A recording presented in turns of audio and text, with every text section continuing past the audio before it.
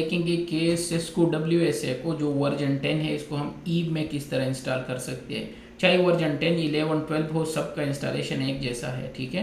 कोई भी एप्लीकेशन चाहिए तो हम WinSCP यूज़ कर रहे हैं। रूट यूज़र नेम है और पासवर्ड ईव है, अगर आपने चेंज नहीं किया हो ईव का तो अपनी लॉगिन करना है और आपने जाना है इस डायरेक्टरी में OPT unit lab aids and कीम्यू जस्ट लाइक अदर जो हम करते आ रहे हैं। इस डायरेक्टरी में जाके अपने नाम देना है ये वाला, ये फोल्डर का नाम होना चाहिए। और नाम के बारे में मैंने ऑलरेडी बताया था, जब आप ईव की वेबसाइट पे जाते हो तो ये नेम कन्वेंशन वहाँ से मैंने उठाए हैं, ये वो कह रहा है कि इस तरह होना चाहिए। और इनसाइड जो फाइल है उसका नाम ये विरशु क्यू काउ2 होना चाहिए, ठीक है। तो ये होना चाहिए, क्योंकि हमारे केस में क्या है, टोरेंट में ऑलरेडी ये नाम ऑलरेडी जो टोरेंट फाइल मैंने शेयर किया था उसमें ऑलरेडी है। जस्ट उसको अनजिप कर दो और यहाँ पे ड्रैग करके अप्लाई कर दो, तो हमारे लिए तो कोई इशू नहीं है। हाँ, अगर ओरिजिनली डाउनलोड करते, प्लीज कीजिएगा, पुराना ही है जो पहले लिंक है। अच्छा सही है, ठीक है। तो मैं जाता हूँ उसी ईव फुल के नाम से जो मैंने टोरेंट शेयर किया है, उसमें एक फाइल ये होगा। अजीब सा है, आपको वहाँ WSA नहीं मिलेगा, कहीं भी लिखा नहीं होगा कि WSA, बेसिकली यही WSA है। तो इस पर राइट क्लिक करके 7-zip यूज़ करो, क्योंकि ये लिनक्स में जी है, मीन्स जिप किया है।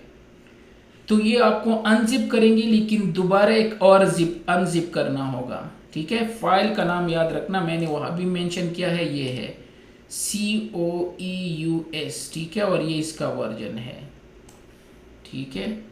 तो ये आपने अनजिप करना है, मैंने यहाँ पे मेंशन किया है, ये है CE। तो ये आपने अनजिप करना है सबसे पहले,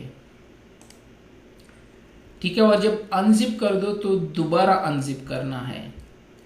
और अगर आपके पास WinRAR है तो ठीक है, अनजिप कर दो, अदरवाइज जो फ्री यूटिलिटी है 7-zip के नाम से, अब उसको यूज़ कर सकते हो। याद है लास्ट टाइम हमने ये अनजिप किए थे, ये उसी टोरेंट फाइल में है, लेकिन उसके नाम जाने पहचाने थे, फायर पावर लिखा था। इसका नाम थोड़ा सा अकवर्ड है जो नॉर्मल हम पढ़ रहे हैं। तो इस पर डबल क्लिक करके ओपन कर दो, तो अगेन इसमें टार है, अगेन ये जिप है, तो इसको दोबारा अनजिप कर दो। अब आपने ये गलती नहीं करनी कि ये फोल्डर ड्रैग कर दो, अगर ये ड्रैग कर दिया तो काम नहीं करेगा। यहाँ पे आके तो ठीक है, अब ये वाला सही है, ये फोल्डर आपने ड्रैग करना है, ठीक है। तो मैं जाता हूँ WinSCP पे, इसको ओपन करके और इसको इंस्टॉल कर लेते हैं।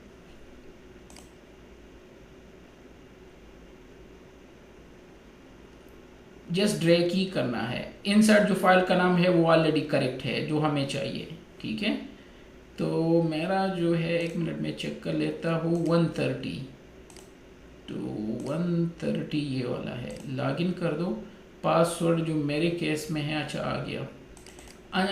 अप एरो पे जाके अपने यहाँ पे आना है कीम्यू फोल्डर में, और जो मेरे पास ये पड़ा है बेसिकली वो डाउनलोड में है। तो यहाँ पे आके,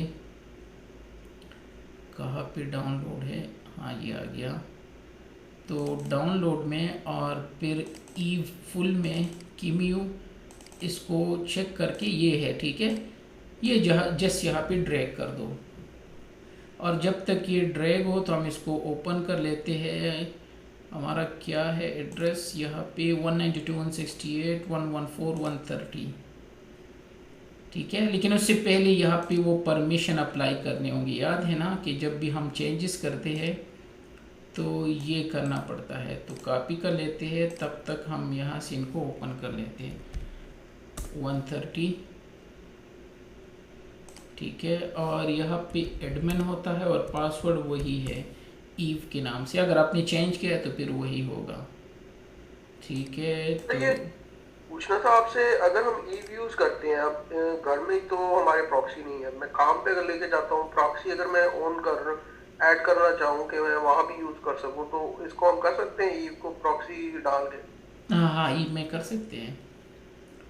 तो वो जरा काइंडली मुझे शो कर देना कि वो, तो यानी ऑन ऑफ कर सकते हैं इस चीज को अगर हम करना चाहें तो? हाँ बिल्कुल, मैं अभी वो कर लेते हो, लैब कर लेते हैं, ठीक है। तो यहाँ पे आके तो क्योंकि इसमें कुछ भी इंस्टॉल नहीं है, क्या हुआ, ठीक है वो दूसरा वाला डिस्कनेक्ट हो गया।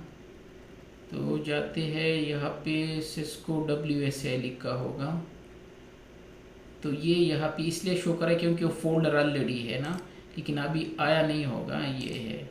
लेकिन थोड़ा सा इसका वेट कर लेते हैं तो ये आ जाएगा। चेक कर लेते हैं कितने तक कॉपी हुआ, तो इसको कॉपी होने दो। ऑलमोस्ट 1 to 2 GB एक फ़ाइल है, ठीक है। तो ये अपलोड होने में थोड़ा सा टाइम लगाते हैं। तो यहाँ से मैं क्विकली शो करा देता हूँ अनटिल ये कॉपी हो रहा हो, ठीक है। जो हम वर्जन यूज़ करें 10, ठीक है। अब नया सिस्को से नया वर्जन भी डाउनलोड कर सकते हो, वहाँ से नया version same almost similar concept है। और यहाँ पे हम लॉगिन हो गए, और जब ये रूट में आपको लॉगिन कर देंगे बाय डिफ़ॉल्ट, ठीक है। तो अपनी यहाँ पे आना है और इस टाइप का नाम जो है ये रखना है फोल्डर का, स्मॉल और ये कैपिटल इसी तरह रखने हैं। अगर आपने इंटरनेट से डाउनलोड किया कहीं और से, ठीक है। और इसका नाम आपने चेंज करना है फाइल का, ये विरशु ए करना है, ठीक है। और अगर टोरेंट फाइल यूज़ कर रहे हो जो मैंने ऑलरेडी शेयर किया है, तो ई फुल के नाम से जो टोरेंट है उसमें चेक कर दो COEUE, ये डाउनलोड कर दो। इसको 2 दफ़ा अनजिप कर दो और यहाँ पे जस्ट ड्रैग कर दो, और ड्रैग करने के बाद इस पे परमिशन अप्लाई कर दो और आपको WSA जो है वो मिल जाएगा, जो ये इस तरह है। और इसके बाद जो है अभी हम देखेंगे कि इसको जब आप लॉगिन कर लेते हो तो by default user name admin है और पासवर्ड इसका आयरन पोर्ट है, जो कि इसकी पहली कंपनी का नाम है, आपको पता है ना, मैंने अभी बता दिया।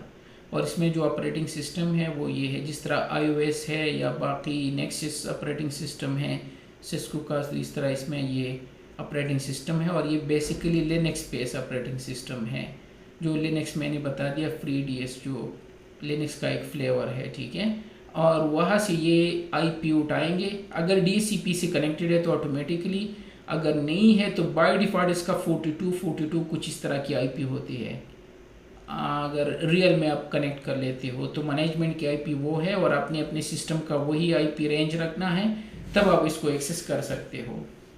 यहाँ पे तो हम DHCP के थ्रू कनेक्ट हो जाएंगे तो कोई इशू नहीं होगा, ठीक है।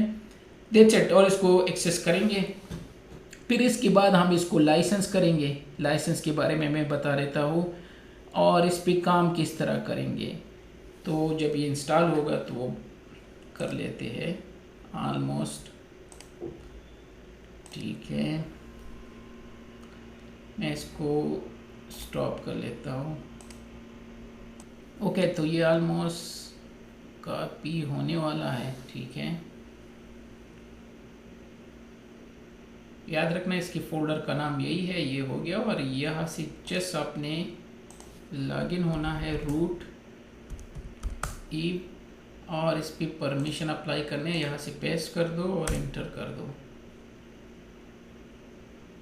जब तक ये हो इसको क्लोज कर दो, हमारा काम हो गया। इसको भी क्लोज कर दो और यहाँ पे जाके नोड में जाके WSA लिख दो, सिस्को वेब सिक्योरिटी अप्लायंस यही है। और यहाँ से जस्ट सेव कर दो और ये आ गया। इस पे राइट क्लिक करके स्टार्ट कर दो और इसको ओपन कर सकते हो जस्ट लाइक अदर इसके जो अप्लायंसेस है या जो हम यूज़ करते हैं, राउटर है, स्विच है, फायरवॉल है, उसी तरह ये भी बूट होगा। थोड़ा सा टाइम रिक्वायर होगा, ठीक है। और बाय डिफ़ॉल्ट इसका यूज़र नेम एंड पासवर्ड जो है वो एडमिन होता है और पासवर्ड जो है आयरन पोर्ट है, ठीक है। तो इसको टाइम लगता है ऑलमोस्ट 5 to 6 मिनट बूट होने में। तो हमें इनसे कोई लेना देना नहीं है, जस्ट शो करना था कि किस तरह हम इंस्टॉल कर सकते हैं।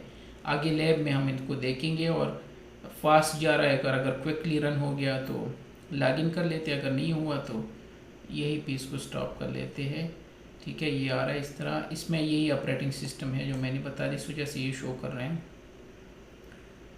इसको आने दो। तो जिस तरह बाकी, अच्छा मैंने इसको कहीं से भी कनेक्ट नहीं किया है, तो ये वो डिफ़ॉल्ट वाले IP उठाएंगे, कुछ 42 IP है।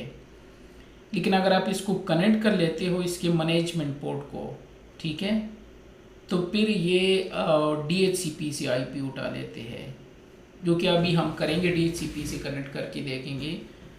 जस्ट इसको चेक करना है, अगर क्विकली बूट हो गया तो अच्छा है, अदरवाइज़ हाँ। ये देख, इसमें ये पूरा सब कुछ जो है लिनक्स की तरह है, पता है ना, उसमें डायरेक्टरी वगैरह इस तरह के होते हैं। तो ये लिनक्स के कर्नल को यूज़ करके इन्होंने बनाया है, तो इस वजह से इसकी ऑलमोस्ट सारी चीज़ें उसी टाइप के हैं।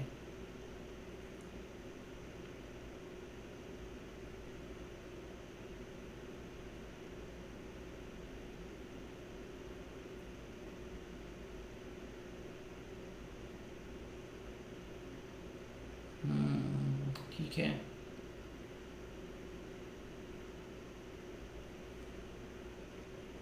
तो आसान था ना, कोई मसला तो नहीं था इसमें, जस्ट आपने ड्रैग करना है और इंस्टॉल उस पर परमिशन अप्लाई करने हैं, और इसके बाद यूज़र नेम एंड पासवर्ड लेके आप लॉगिन कर सकते हो। ठीक है, तो आई थिंक सो यहाँ पे क्विट कर लेते हैं, वैसे भी लॉगिन करना ही है तो छोड़ देते हैं।